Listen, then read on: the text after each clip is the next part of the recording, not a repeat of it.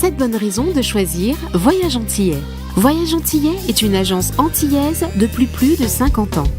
Voyage Antillais vous réserve un accueil chaleureux, une qualité de service, un accompagnement soigné, toujours avec le sourire.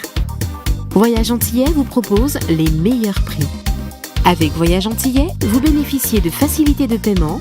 Votre deuxième bagage est offert. Voyage Antillais, c'est 2 agences en Île-de-France qui relient les Antilles à Paris. Voyage Antillais, nous là vous faisons voyager. Martinique Actualité.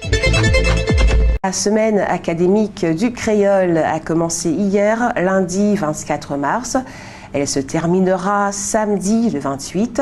Le thème cette année, c'est « Comprendre jeudi pour protéger des mains, cabécher, sembler, poter mon ève, pour ça qu'a vini après ». Traduction, comprendre le présent afin de préserver l'avenir, réfléchir, se réunir et s'investir pour les générations futures. Dans ce cadre-là, 2 classes de l'école de Gaudissart se sont rendues aujourd'hui au Morne-Cabri pour mêler l'apprentissage du créole à une visite guidée de la mangrove. Cette sortie s'est faite en présence de la rectrice d'académie. Nous y reviendrons.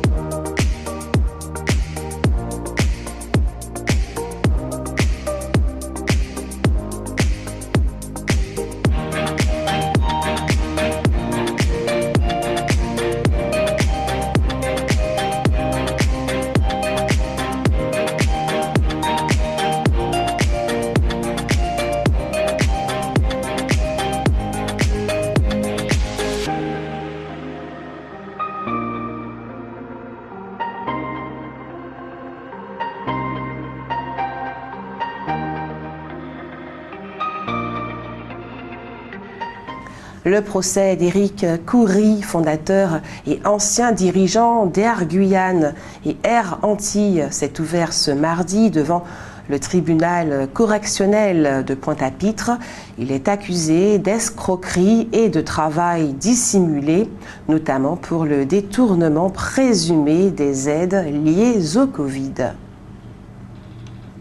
Après une hausse au 2e trimestre et une baisse au 3e trimestre, on note une nouvelle hausse du chômage au 4e trimestre avec des taux variant de 12,4 dans le sud Caraïbe, en hausse de 2,9 points, à 14,7% dans le centre Atlantique, en hausse de 3,2 points, et le sud en hausse de 2,9 points. Je vous le disais en titre, en réaction aux agressions de 2 infirmières libérales en Guyane, leurs collègues de Martinique et de Guadeloupe ont suspendu les soins ce lundi après-midi en signe de solidarité. Ils étaient une centaine devant le siège de l'ARS à l'Étang-Abricot. Les interviews données à cette occasion par les infirmières laissent entendre qu'elles exercent un métier dangereux. On espère que cette mobilisation n'aura pas pour conséquence de dissuader les jeunes Martiniquaises et Martiniquais qui en avaient le projet d'embrasser cette carrière. D'autres s'en iront peut-être dans l'Hexagone après s'être formés en Martinique par crainte de risquer leur vie en restant ici. Quel est le résultat concret attendu de cette mobilisation par les infirmiers libéraux de Martinique après le braquage par arme à feu d'une de leurs collègues et le viol d'une autre en Guyane? Notons que l'infirmière violée ne l'a pas été dans l'exercice de ses fonctions, mais chez elle. La collectivité territoriale de Martinique informe les usagers de la route que les travaux suivants sont réalisés du 25 au 28 mars 2025 entre 21h et 5h du matin au Lamentin. Il s'agit de travaux de signalisation horizontale sur l'autoroute A1 entre le pont de l'aéroport et le pont de la Galeria. Des travaux sont également effectués à Ducos. Il s'agit de la pose de dispositifs de retenue sur la RN5 sur l'échangeur de Pays Noyer à Ducos. Originaire de la commune du Robert, Axelle René avait été couronnée Miss Martinique en 2022. Elle était alors étudiante en géosciences à la Sorbonne. Aujourd'hui, elle est mannequin professionnelle et vient de signer un contrat au Koweït, un des pays les plus riches. C'est un chiffre tout de même vertigineux. Le Rob St. James produit dans son usine de Sainte-Marie environ 4 millions de litres de rhum par année. Et pour que les prix ne s'envolent pas dans les régions ultra-périphériques de la France, depuis le 1er juillet de l'an dernier, la loi interdit la révision des loyers. Ce dispositif existe en France hexagonale depuis 2022. Le verdict dans le procès de Loni Ferréol est tombé. Âgé de 28 ans, il a été condamné lundi soir à 13 ans de réclusion criminelle pour complicité de vol à main armée. Les faits se sont déroulés en octobre 2020 et son complice s'est suicidé depuis. Une des victimes du vol, un homme de 51 ans, a perdu son œil gauche. Le caractère homophobe de l'agression n'a pas été retenu par la Cour.